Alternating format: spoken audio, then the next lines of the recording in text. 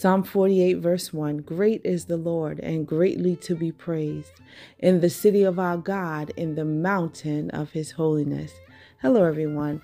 I just wanted to share this testimony with you about God's goodness, about his faithfulness, and the power of praise.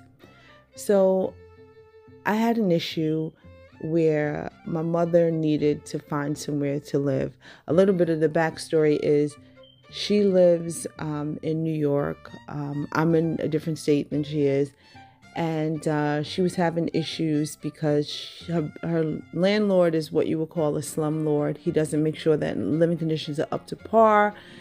And he's just not a nice person. When she originally moved into the place, there was another person that was there, and that actually was the landlord. And he was the sweetest person, one of the sweetest people you would ever meet. And he moved away and sold the building and sold it to a person who was not so nice. So I wanted to get her out of the place. I couldn't bring her with me to where I live because she's settled where she is. And at this point in life, it'll be hard for her to readjust in another place. So I have to just leave her in New York and take care of as much things as I can from where I am and make sure she's comfortable. So I don't know if I mentioned, she's in a wheelchair. She had a stroke. So she's not able to move around as a person who is well. So she has Section 8, and Section 8 is a subsidy which pays a portion of the rent, and the recipient pays another portion of the rent so that they're able to afford to live somewhere. So we have an issue where I wanted to get her out, but because of the fact that New York is severely congested with people, it's not easy. It wasn't easy for me to find a dwelling place for her. It wasn't easy for me to move her out of the situation that she was in, where the landlord would, I just want to backtrack and say, with Section 8, the landlord has to make sure that the tenant's dwelling is up to par, up to living standards. They have to have running water, heat, and the basic necessities. And this guy was not making sure that things were taken care of. There were he would not have the garbage collected, and there would be rats outside of the apartment, outside of the building. My mother didn't have too much of an issue because she had I made sure there was a cat in there, and so she didn't have the rodents overrunning her house. Sometimes there was no water, and sometimes there was no heat. We would call 311, complain. He would have it fixed, or we would let Section 8 know. He would lie to them and say he fixed stuff just to get his payment and never fix it. And so it was just a constant battle with him, but I couldn't find anywhere for her to live. So finally, he said he doesn't want my mother there anymore. We made sure we paid rent. I handled my mother's business. So I made sure that all of her stuff was paid the way it was supposed to be paid. She never defaulted on rent ever, not one time ever. We never gave him a problem. He would have problems from the tenants upstairs and downstairs, but he never had a problem from my mother.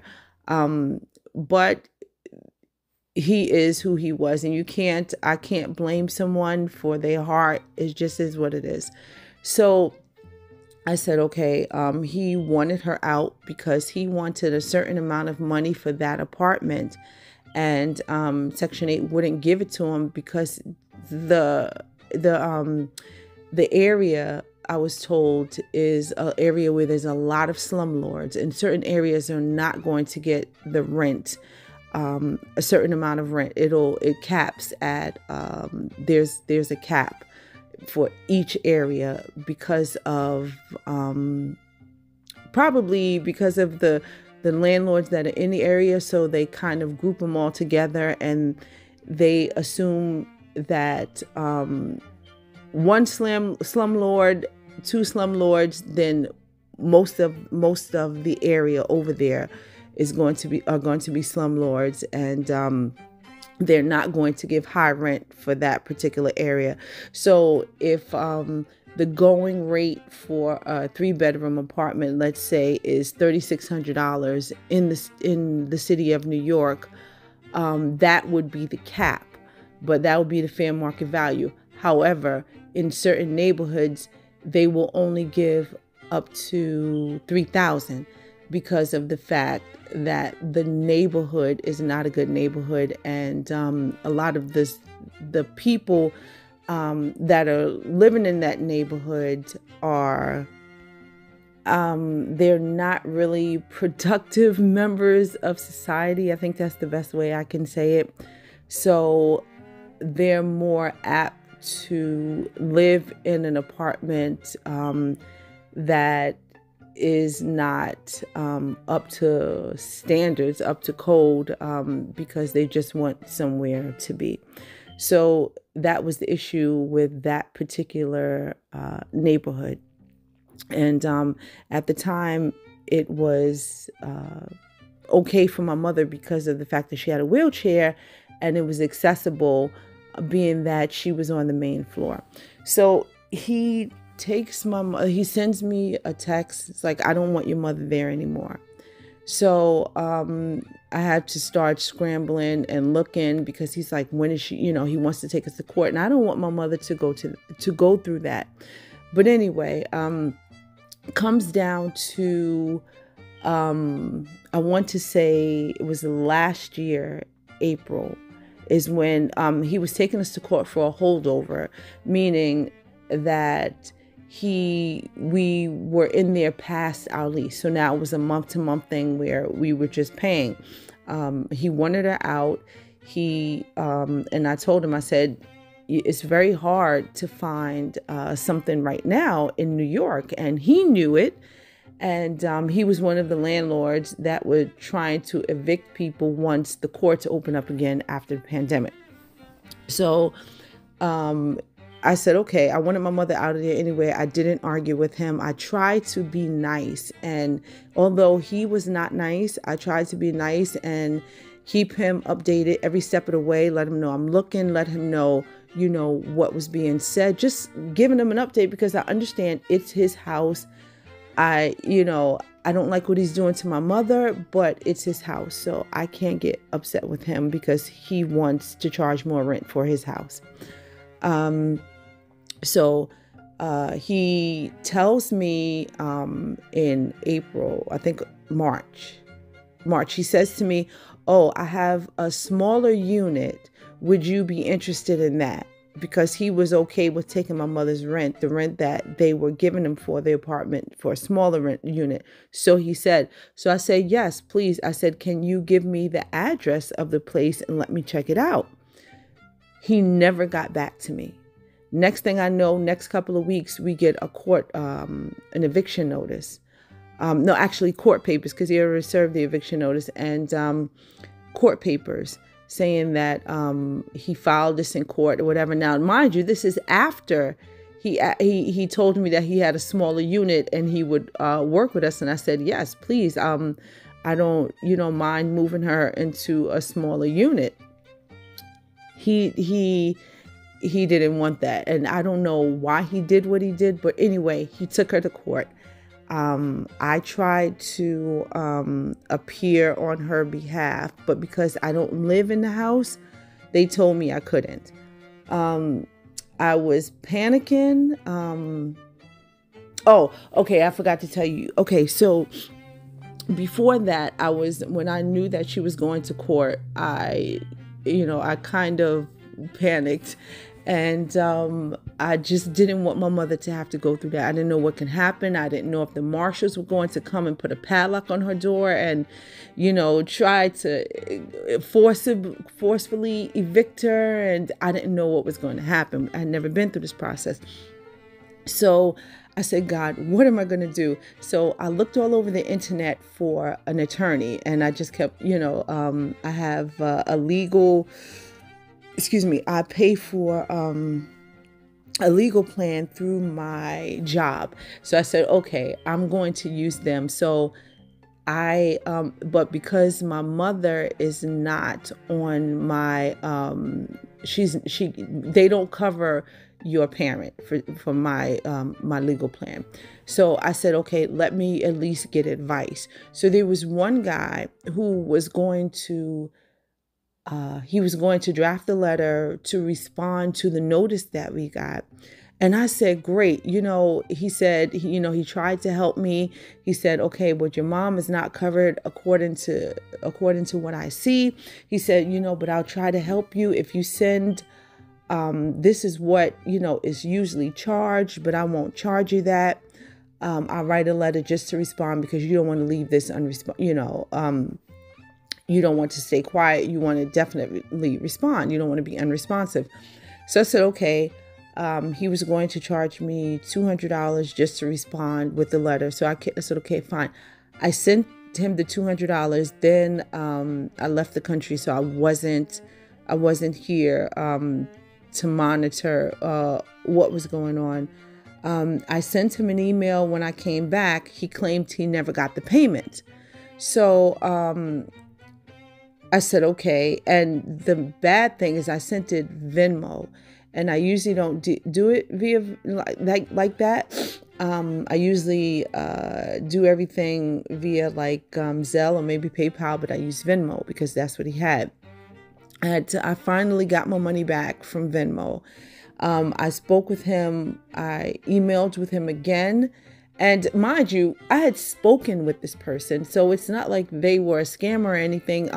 They were recommended by the company that I was using for my legal plan. And so I felt comfortable. I spoke with him in person. I spoke with him at length. He explained the things to me. I wound up contacting him again. He told me he never got the money. So I said, okay, I'm going to send it again. And I wound up sending it again. He claims he never got it. So I'm like, okay, I had to get my money back again. So that was one failed attempt. So I was like, okay, I had to look for someone else to help me. So I'm trying to find someone at this point to represent her in court. And I'm calling all over, contacting people. People are, some people are getting back. A couple of people got back to me. Most people did not even return my call. An attorney looking for money. No, it was just so odd that no one was even returning my call. So I was like, God, what am I going to do? So finally, I got a hold of one guy who actually gave me a lot of information. And he told me, he said, what did he say to me? He was like, you can actually do it by yourself. And he explained the whole thing to me. He was like, because this is how the courts work. And he explained it to me. But I still wasn't comfortable because I know this guy is not a good guy. So I went to find another lady. She had an extensive conversation with me. She told me her mom is the same. She knows how I feel. So she said she was going to charge me $1,200. And I said, okay, well, I don't have that much right now. She's like, oh, it's fine. I'll draw up a retainer and you can just go on a payment plan. So I said, great, maybe I can get half to you now and the other half later. So after almost an hour phone call, she sends me the paperwork. I fill out the paperwork, send it back to her, ask her where to send payment. She never returns my email. She doesn't return my calls, nothing. So I'm like, God, what is going on? I'm giving people money and I still can't get help. I didn't understand what was going on. So then finally, the day comes and that's when I was like, okay, well, I don't have anyone. I'm just going to go to court. So I get to court and they tell me that I can't stand on my mother's behalf because, like I said, I don't live there. So they wind up getting someone called guardian appointed. I forget what it's called. I think it's called the GAL, and they get someone to stand for her. So this person stands and represents her. So I just in that instance, I realized that all of this time, God was protecting me. God was protecting me from spending money that I didn't need to spend. I had people that I had extensive conversations with, tried to send them money, and it just kept getting shut down all the time, because God knew that I was nervous, but he knew that he had my back, and there was no reason for me to have anybody represent me, because the court was going to give someone to represent me for free. And then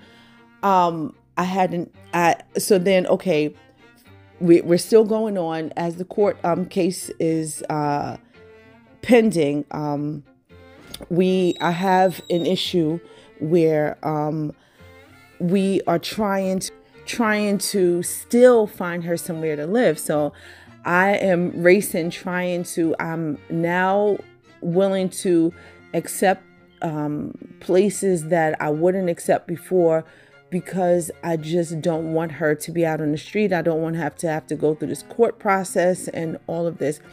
So I'm contacting all of these brokers. Brokers are not even calling me back. I'm contacting, I'm going on Zillow. I'm going on Realtor.com, just StreetEasy, Apartments.com, just anything that I can think of. People are suggesting things.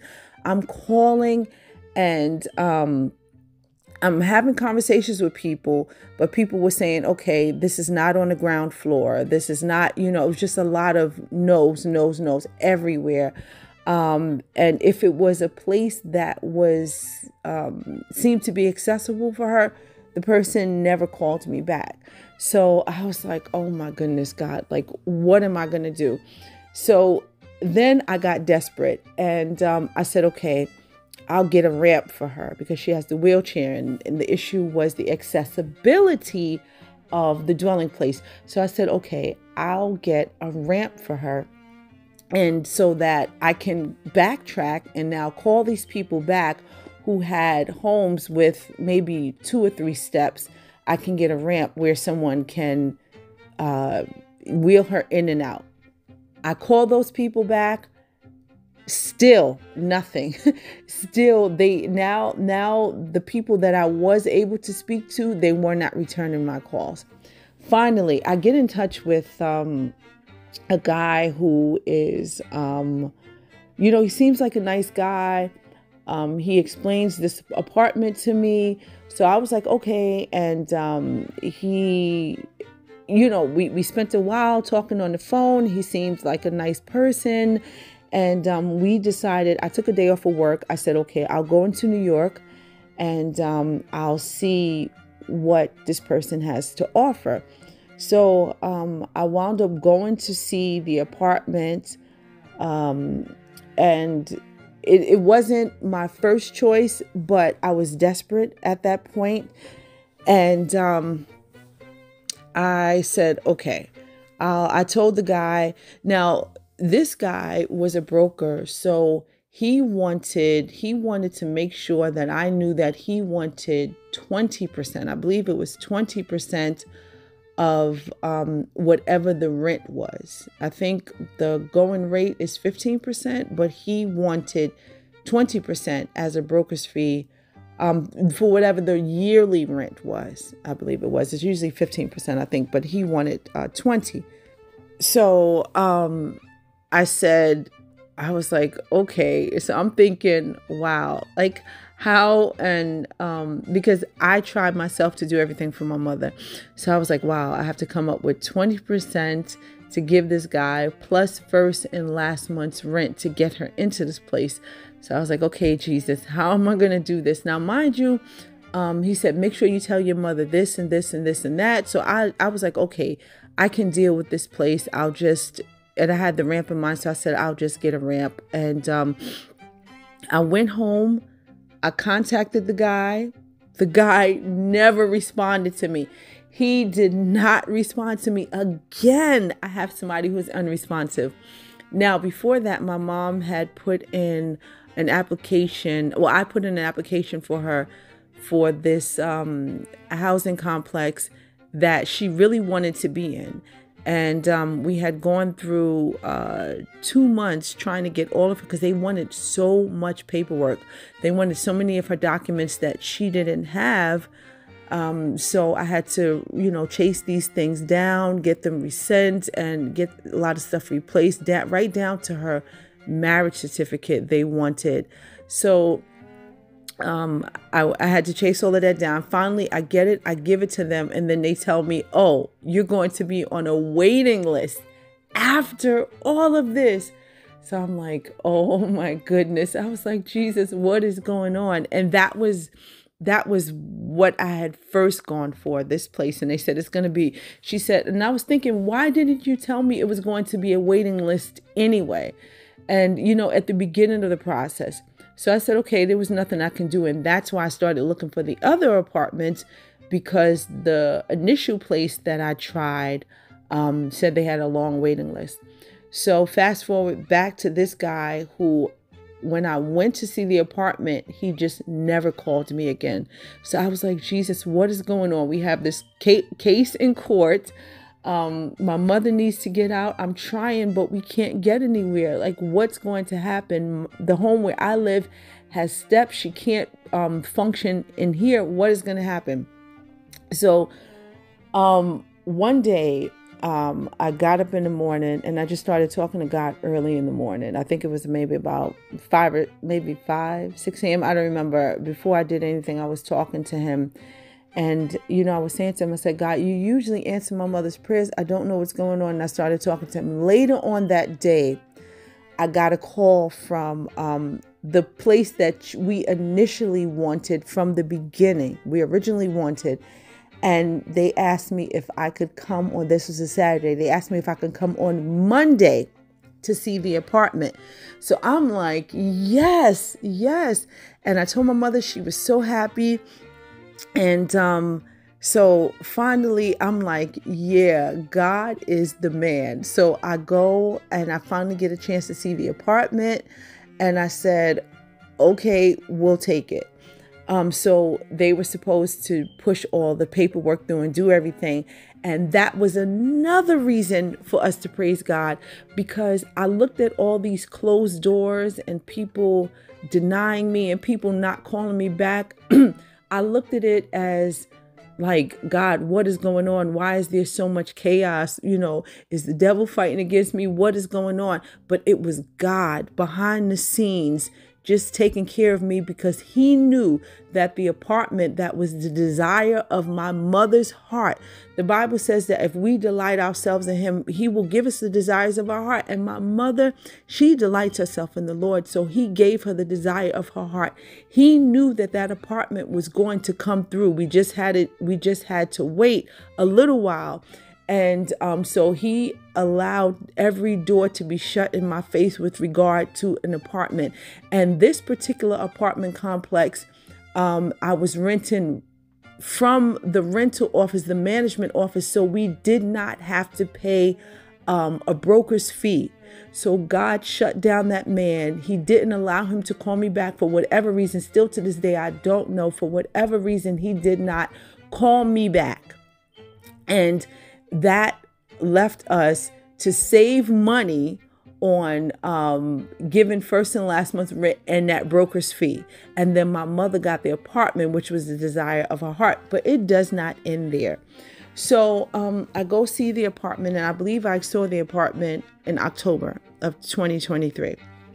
Then, okay, so they were supposed to have someone, it was supposed to be have someone, the process was supposed to be they would, Section 8 would have someone come out and inspect the apartment. And then, once the apartment passes inspection, then my mother will get her keys. It went from October to November to December. I was thinking that maybe by Thanksgiving she would be in there, because the place was up to par. It was very clean, and It was clean. Everything was working. So it was like 1,000% better than where she was. And we wound up, so I said, okay, this will go through quickly. No, it was October, November, December. We kept calling, trying to find out what was going on. We were told they were waiting for an inspector to come. I called Section 8 themselves. I called the rental office, and we were just I was going back and forth. I would call one, they would send me to the other one. No, this needs to be done, that needs to be done. And it was just a lot of going back and forth for months. And I was like, God, come on. It's like, I felt, I didn't feel defeated, but I was a little, I don't know, the fight in me came out. I don't know what word I want to use, but the fight in me came out, because I was like, well, now what is going on? Because we got this far and I felt like we were just in like a holding place where, you know how you can see the promised land, but you just can't get there. So we see the apartment, but we just can't get in it. So which should have been a short process went back and forth and back and forth and back and forth until finally I was like, God, I don't know what to do. I really just don't know what to do at this point, because we came this far. I saw the hand of God. I know God is faithful, but I don't understand why nothing is going through now. Even, no one was giving me answers. So I said, okay, I'm going to go to the source for answers. And I decided to do a 3-day fast. And I really, at that time, I didn't see any movement. So my mother wound up going to her pastor, and she said, can you just pray for me?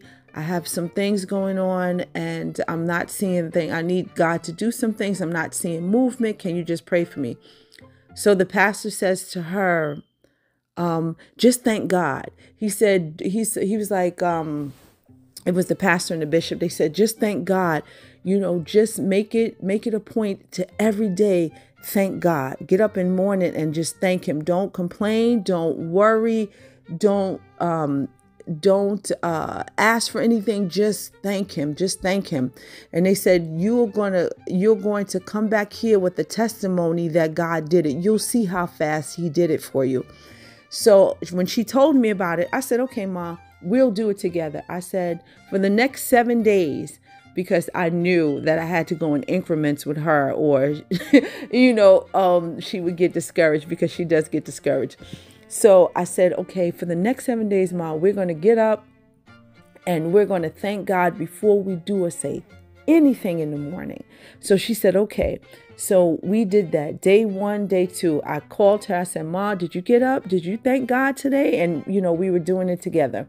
I think it was the 3rd or 4th day stuff started happening. That's when the Section 8 officer, the Section 8 worker called her, which they don't do. They barely even answer their phones, if like these government agencies. They called her. The woman, she said the woman called her. She couldn't get in touch with her. So she called her 3 times and was talking to her and said, what? She said, I thought you were in your apartment. She said the woman all this time thought that she was in the apartment. This is what the woman told her.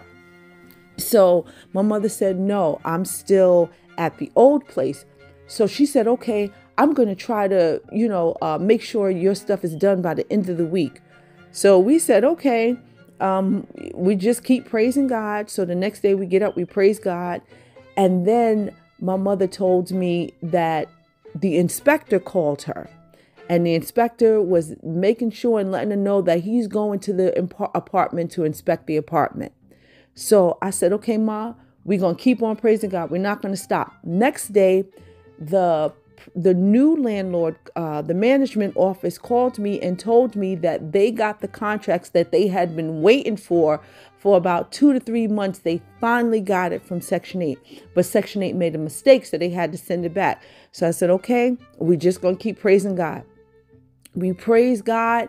The next day, I get a call from the lady saying that my mother should come get her keys. And my mother had her keys by January 31st.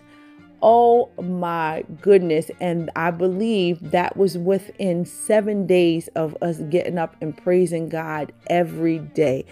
I know this was a long story, but I just wanted to encourage someone that God is still God. God is still on his throne. Sometimes it may seem chaotic. Sometimes we may not understand why stuff is happening the way that it happened. But I just wanted to share this testimony because through this, I've seen God before, but through this, he just keeps reminding me of who he is. And my mother, who has never, ever, ever expected anything good in her life because of all of this bad stuff that she's seen, she actually was able to say God is awesome. And that's something that I've never heard her say. She's always worried about what is going to happen next that will be bad because she's lost a lot and so many things have happened to her.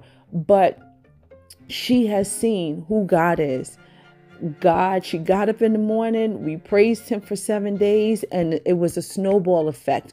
Where we did not see movement, it was like one thing after the next was accomplished. And now my mother this day is in her nice place, and she cannot believe that she's able to see this. She cannot believe that she's actually in this place. So I just wanted to encourage someone and let you know that God is still on the throne. God is still God. He is not a fairy tale. He is not an allegory. He is real, and he will take care of you if you come to him, if you give your life to him. And I pray that someone was blessed by this and you have a blessed day. Until next time.